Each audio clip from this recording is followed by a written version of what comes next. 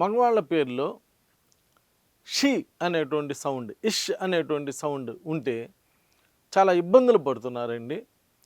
అంటే ఇష్ అనే మనకి భగవంతుడే మేల్ ఫిమేల్ అని చెప్పి డివైడ్ చేశాడు.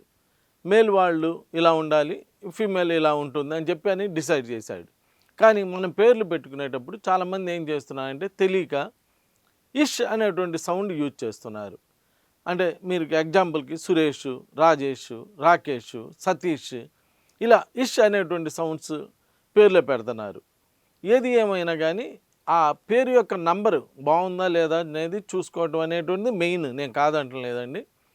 వీటితో పాటు మీరు ఏం చేస్తున్నారంటే ప్రొనౌన్సియేషన్ కూడా చూసుకోండి. ప్రొనౌన్సియేషన్ కనుక బాగా ఉంటే బాగా జీవితంలో బాగా పైకి రావడానికి అవకాశం ఉంటుంది. అలా కాకుండా ఏదో ఒక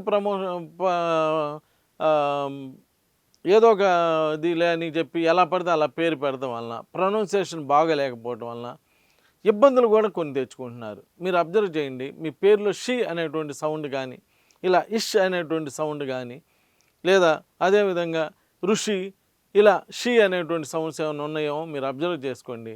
అబ్జర్వ్ చేసుకొని అలాంటి నంబర్లు కనుక ఏమైనా ఉంటే ఆపేసుకునేటువంటి ప్రయత్నం చేయండి. లేదా మీకు నమ్మకం ఉన్న ఆస్ట్రో న్యూమరాలజిస్ట్ కలిసి ఒకసారి ఆ పేరులో ఏ నంబర్ ఉన్నది, ఆ ప్రొనౌన్సియేషన్ బాగుందా లేదా చెక్ చేసుకోండి. నమస్కారం.